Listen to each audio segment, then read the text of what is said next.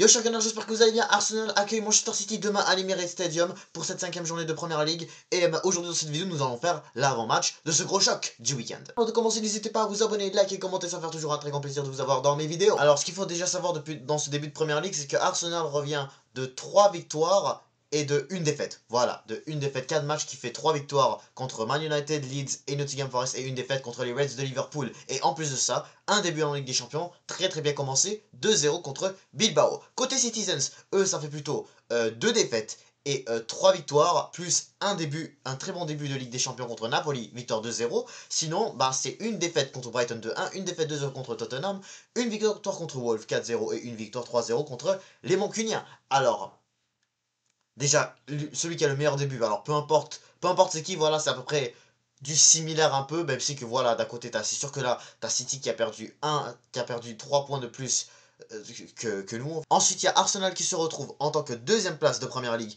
et Manchester City qui se retrouve actuellement 12ème de Première Ligue, c'est normal, toujours pas encore joué. Même United sont actuellement devant eux, donc c'est sûr que là, les Citizens ne voudront pas vraiment perdre ce match demain, sinon ça pourrait aller très mal pour eux. Et dans tous les cas, peu importe vraiment l'état de niveau des deux équipes, voilà, on peut dire que c'est un peu du 50-50, sinon on peut dire Arsenal un petit peu au-dessus en termes de niveau de jeu, de créativité, voilà, peu importe, voilà. Je parle surtout vraiment au niveau de l'équipe. Parce que d'un côté, t'as City, voilà, qui ont recruté Donnarumma, qui est en tout cas en top forme. Bien sûr, ils ont Ryan Cherki de blessé, ils ont Omar Marmouche de blessé.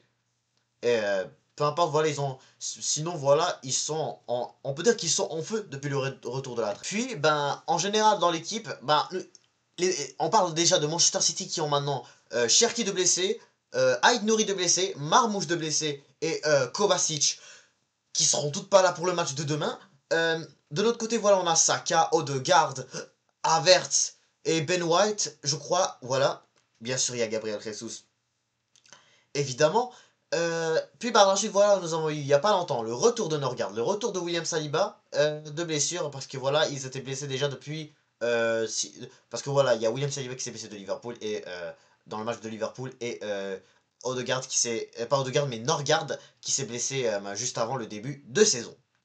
Alors, déjà, là maintenant, sans plus tarder, nous allons commencer par déjà parler de la composition. Et de l'autre côté, nous allons déjà commencer par le gardien, David Raya. Parce que du côté de City, ça va être Donnarumma, bien évidemment. Donnarumma, qui est en ce moment en top niveau, même si que voilà, d'un côté, t'as Napoli, qui a pas du tout été dangereux pour Manchester City, il faut le dire la vérité, même si que voilà, le City a pas vraiment...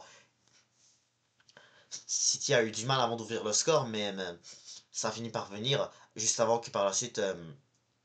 les Citizens, juste avant ça, ils ont battu United avec Donnarumma qui a été quand même très en feu, très concentré. Surtout voilà après ce gros arrêt contre sur Mbeumo, voilà, l'ancien du Brentford. Bref, et de notre côté, David Raya, lui aussi, très bon top début de saison, voilà, après, donc il sait qu'un seul but, c'était un coup franc vraiment de loin, donc de Dominique Szoboszlai, sinon le reste, sinon on s'est pris vraiment aucun but, et même, ce qu'il faudrait faire attention, c'est que voilà, David Raya devrait encore, et si David Raya, d'ailleurs, il devrait continuer comme ça, il peut il peut bien terminer ce match avec un clean sheet, hein. Il pourrait bien, parce que de l'autre côté, voilà, parce que là, bien sûr, il faut qu'on parle de notre défense, parce que de l'autre côté, City, ça va attaquer, hein. Donc il faudrait faire attention, même si qu'on est à domicile, City vont vouloir bien commencer par attaquer, donc nous aussi, il faudrait pas non plus qu'on recule beaucoup, il faudrait surtout qu'on les surveille très bien. Sinon, dans la défense, défense centrale de leur côté, Manchester City, ils auront à faire ils vont faire Ruben Diaz, Vardiol, Nico O'Reilly et Kusanov. Kusanov qui fait lui aussi un très bon début de saison.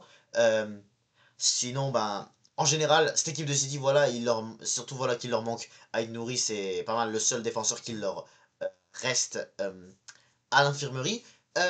Et de l'autre côté, euh, ça va être sur les latérales, ça va être Timber et Calafiori, deux très bons latéraux.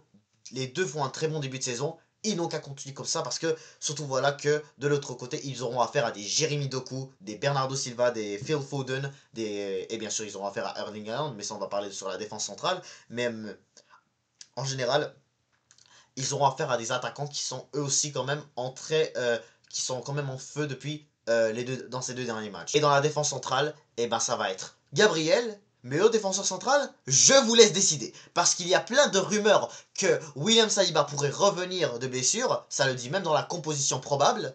Que William Saliba va reprendre la place de Mosquera. Mais moi, je ne sais pas. Je ne sais pas, est-ce qu'on doit remettre William Saliba titulaire? Techniquement, ça serait Techniquement, ça serait logique un peu, vu que William Saliba, ça reste William Saliba, notre défenseur central qu'on a depuis... Vraiment notre vrai défenseur central qu'on a toujours eu l'habitude d'avoir depuis 2022.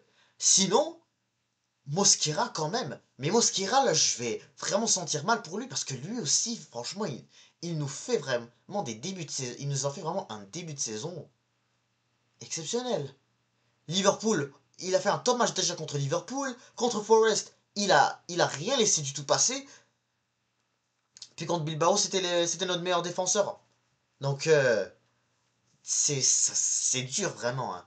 Mais quand même, faudrait rester quand même un peu objectif et dire que Saliba devrait quand même reprendre la place. Si c'est Mosquera qui est titulaire, ah c'est bon, je m'en fiche. Hein. Il peut commencer, mais même Saliba, pour de vrai, ça serait bien de le revoir aussi de retour pour que, voilà, ça reste que c'est notre meilleur défenseur quand même, hein. Ça reste que c'est l'un de nos meilleurs défenseurs, donc on peut pas vraiment lui empêcher. On peut pas vraiment lui remettre sur le banc juste parce que Mosquera il est fort là.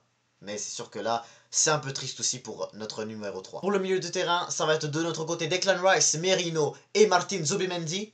Blessure de Odegaard encore une fois. Si on pourrait laisser une chance peut-être à Christian Norgard lors de la deuxième mi-temps ou à Ethan Nwaneri avec peut-être Max Doman, ça pourrait faire plaisir quand même parce que Nwaneri déjà contre Forest il a été exceptionnel. Il a fait un très très bon match.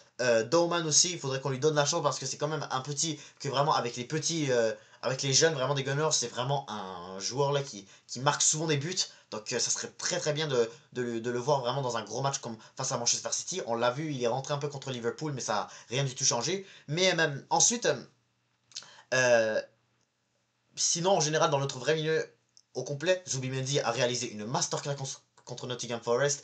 Merino aussi, il a l'habitude, quand il joue les deux ensemble, ça va vraiment certainement bien aider dans notre milieu de terrain. En plus de ça, Declan Rice qui est vraiment notre master, vraiment parce que il est un c'est vraiment notre base de milieu de terrain, c'est le cœur du milieu de terrain, c'est notre numéro 41, Declan Rice, qui a vraiment besoin de jouer ce genre de match là. C'est un joueur qui est très très important, on peut pas vraiment jouer sans lui, genre, parce que c'était notre, on peut pas vraiment avoir un milieu de terrain sans lui en fait. C'est ça vraiment notre la chose qu'il faut déjà qu'on se retienne, surtout dans des gros matchs comme ça, il faut vraiment qu'il soit en feu lui aussi. Il va réaliser une top performance comme ça, hein, parce que vraiment, comme j'ai dit, c'est notre cœur du milieu de terrain. La dernière fois, lorsqu'on les a battus 5-1 au mois de février, vraiment, c'était notre homme du match, hein, pour commencer. Mais c'est aussi déjà notre joueur qui a eu le plus d'hommes de match la saison dernière.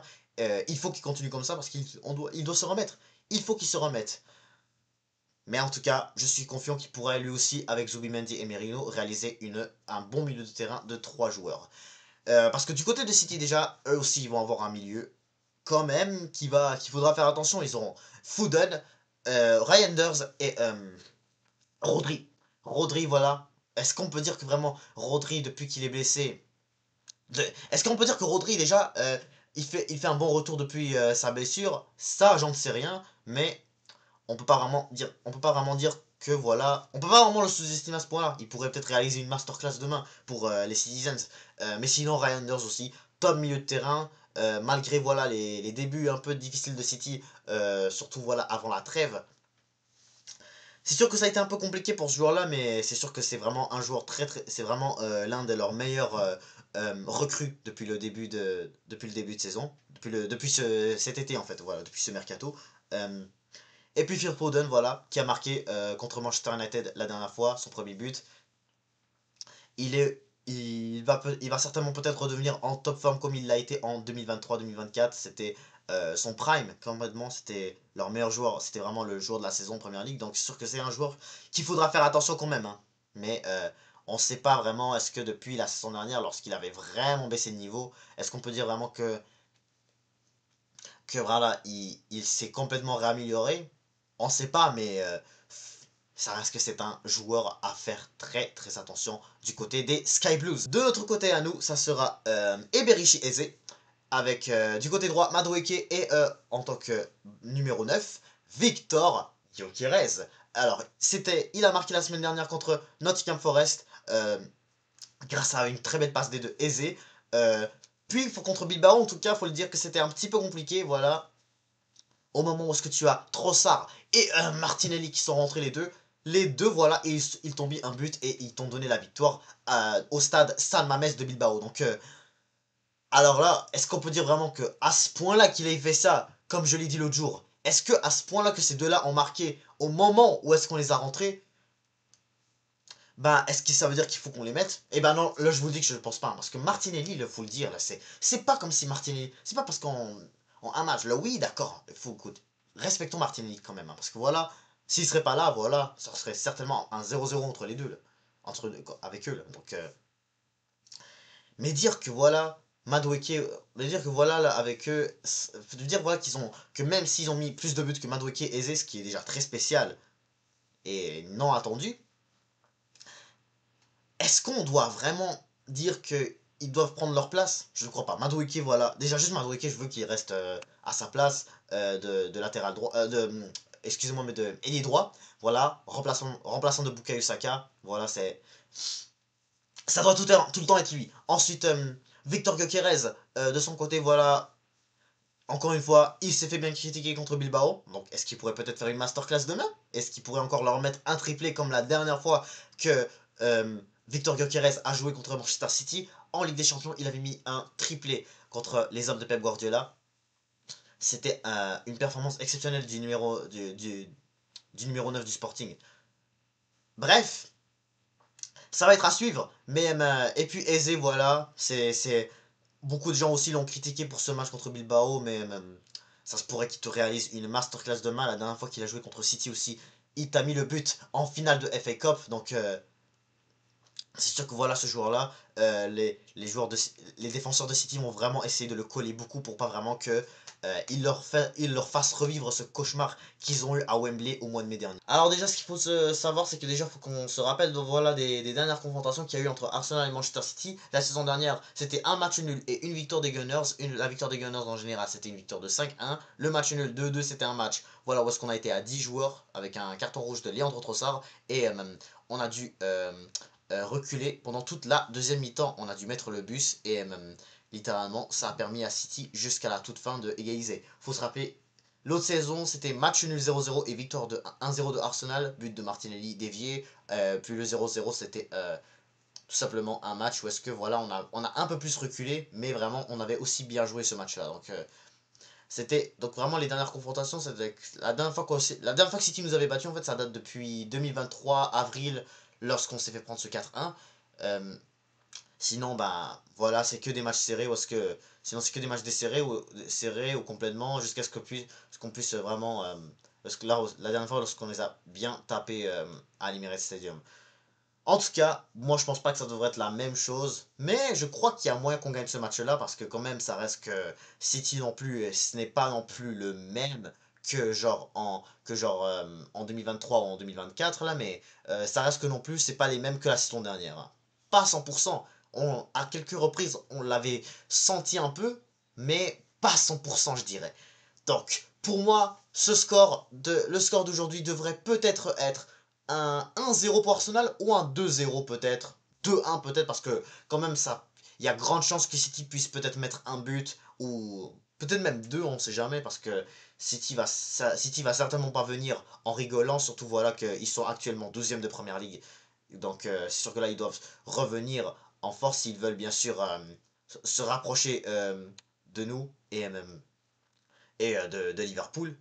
Ça va être compliqué. Ça va être compliqué. Donc, bah pour moi, je vois un. Donc, pour moi, je vais aller en tout cas avec un 2-1. 2-1, ça devrait être. 2-1, je pense que c'est ma prédiction finale. 2-1 pour Arsenal avec un but de. Je vais dire avec un but de Doku en premier. Avec un but de Doku. Euh, ensuite, Doku, Haaland. Peut-être Haaland en vrai, parce que je pense que vraiment ça va être les deux joueurs vraiment décisifs demain du côté des Sky Blues. Et de notre côté, on va mettre un but de Eze. Pourquoi pas Eze marque son premier but demain. Et puis pour le deuxième but, Gyökeres. Allez, on va dire un but de Gyökeres. pour nous donner la victoire en deuxième mi-temps. Voilà, je parle surtout comme ça, voilà. Puis par la suite, voilà, City vont peut-être essayer de reculer plus, mais on va réussir à tenir. On verra. En tout cas, on verra ça, que le meilleur gagne. Et même, bah, c'est la fin de ce débrief, donc n'hésitez pas à vous abonner, liker, commenter, et je vous dis